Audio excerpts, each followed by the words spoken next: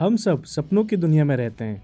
ये दुनिया जो बनी हुई है रूल्स की, बिलीव्स की, धारणाओं की। रूल्स जो हमें पैदा होते ही हमारे दिमाग में घुसेड़ दिए जाते हैं। बिलीव्स जो हमें हमारे बड़ों से मिलते हैं और धारणाएं जो हमारी सोसाइटी हमें सिखाती है। ऐसा करो, वैसा नहीं, ये सही, वो गलत, ये अच्छा, वो बुरा। क्या हो अगर मैं आपसे ये कहूँ कि ये सब एक भ्रम है और आप एक भ्रम में जी रहे हो। ये जितने भी रूल्स हैं, बिलीव्स हैं, एग्रीमेंट है, धारणाएं हैं, इन सब को हम में से किसी ने नहीं बनाया। हमने बस इन्हें एक्सेप्ट किया है विदाउट एनी क्वेश्चन।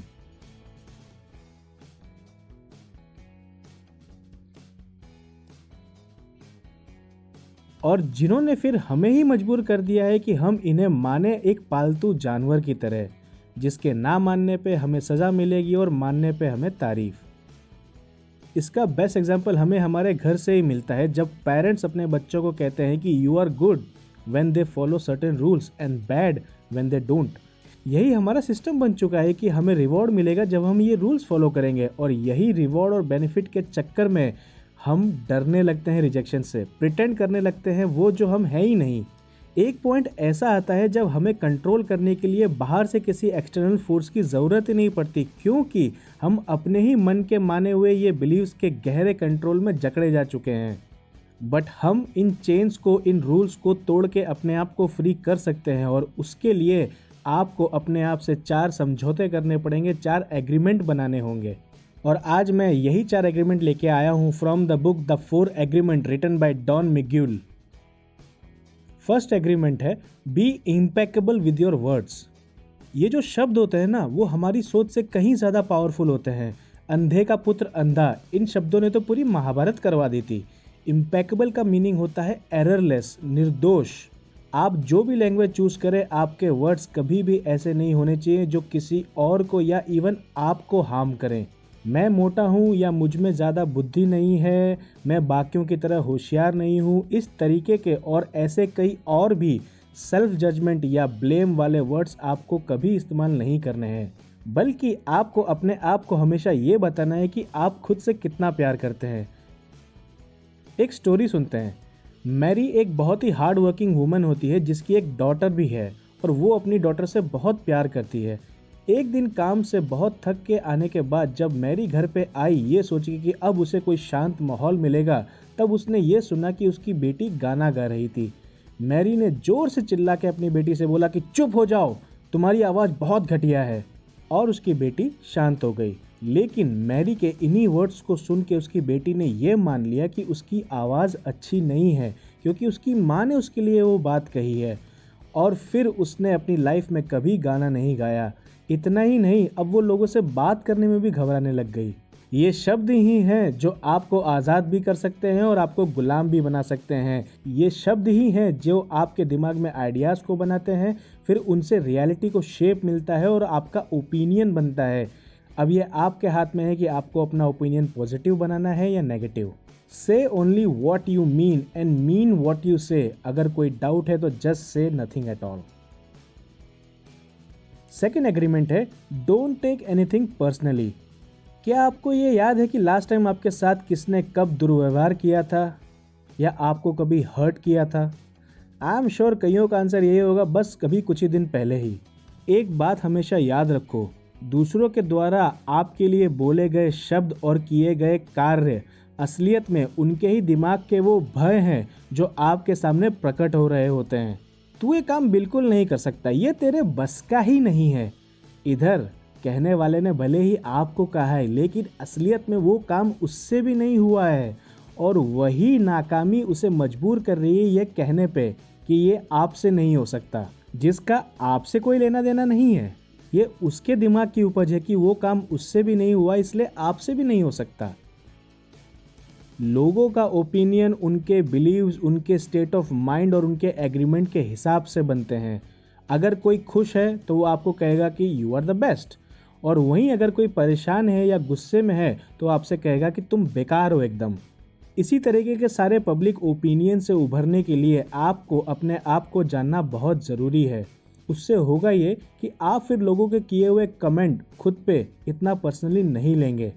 जब आप अपने आप को पूरी तरह पहचान जाएंगे तब आपको कोई ज़रूरत महसूस नहीं होगी दूसरों से उस बात का अप्रूवल लेने की कि आप कितने अच्छे हैं या आप कितने बुरे हैं, आप कितने कैपेबल हैं या आप कितने इनकैपेबल हैं।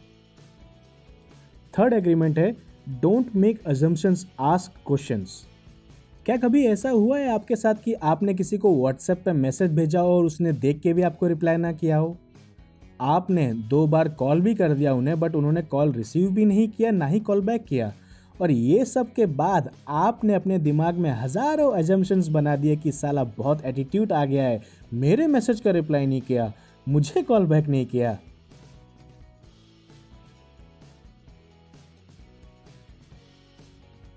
और फिर बाद में इन्हीं अजम्पशंस के कारण आपके रिलेशनशिप उस पर्सन के साथ बिगड़ गए हों। हुआ है क्या कभी ऐसा? कमेंट करके बताओ मुझे।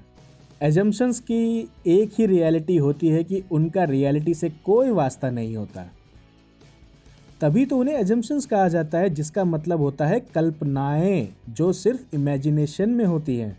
चलो एक दूसरा एग्जांपल ले लेते हैं। मान लो कि आप रास्ते से जा रहे हैं और एक ब्यूटीफुल लड़की ने आपको देख के स्माइल किया।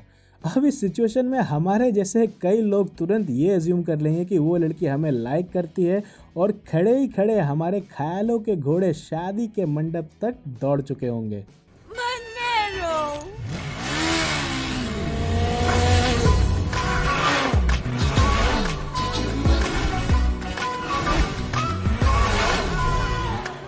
यही baseless out of control assumptions कितने रिलेशनशिप में सीरियस प्रॉब्लम खड़ी कर देता है, क्योंकि अक्सर लोग ये अज्यूम कर लेते हैं कि उनका पार्टनर ये सब जानता है कि वो क्या सोच रहे हैं, और वो ये बिलीव भी कर लेते हैं कि वो भी वही करेंगे जो वो चाहते हैं उनसे। और जब उनके पार्टनर ये सब करने में फेल हो जाते हैं तब उन्हें बहुत डिसअपॉइंट होता है, उन्हें बहुत गुस्सा आता है। इसी तरह कभी कभी आप अपने आप को भी ओवर एस्टिमेट कर लेते हैं, सोच लेते हैं कि मैं ये काम कर लूँगा, और जब वो काम नहीं हो पाता तब you feel bad about yourself. जबकि इन दोनों ही सिचुएशन में ज़रूरत थी तो सिर्फ एक सवाल करने की। आपको अपने पार्टनर से ये सवाल करना था कि क्या वो जानते हैं जो आपके दिमाग में चल रहा है। आपको ज़रूरत थी अपने आप से एक सवाल करने की कि क्या ये मैं सोच रहा हूँ जो मैं कर सकता हूँ, क्या मैं रियल में इसे कर सकता हूँ, और अजम्पशन की जगह उनको रियलिटी में कन्वर्ट कर देना था। फोर्थ एग्रीमेंट है ऑलवेज डू योर बेस्ट। आपको याद होगा अक्सर कि कई बार आपसे आपके पेरेंट्स, आपके टीचर, आपके मेंटर ये कहते हैं कि do your best, because doing your best always depend on the situation you are in, but as long as you are giving your best आपको कभी भी रिग्रेट वाली फीलिंग नहीं होगी। आपका बेस्ट हमेशा चेंज होता रहेगा डे बाय डे।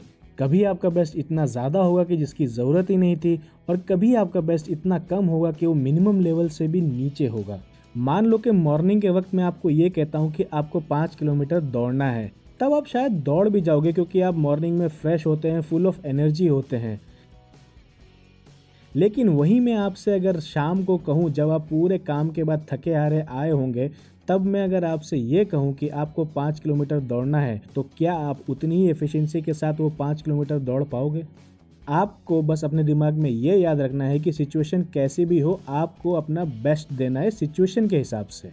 कल आपने जो परफॉर्म किया है वो आज आप सेम परफॉर्म करो या ना करो ये मैटर नहीं करता, क्योंकि कल की सिचुएशन अलग थी, आज की सिचुएशन अलग है। बस आपको उस सिचुएशन को ध्यान में रख के आपको अपना बेस्ट देना है, ताकि कल को आपको इस बात का ये मलाल ना रहे कि काश मैं थोड़ा और ट्राई कर लेता तो वो सक्सेस मुझे मिल जाती।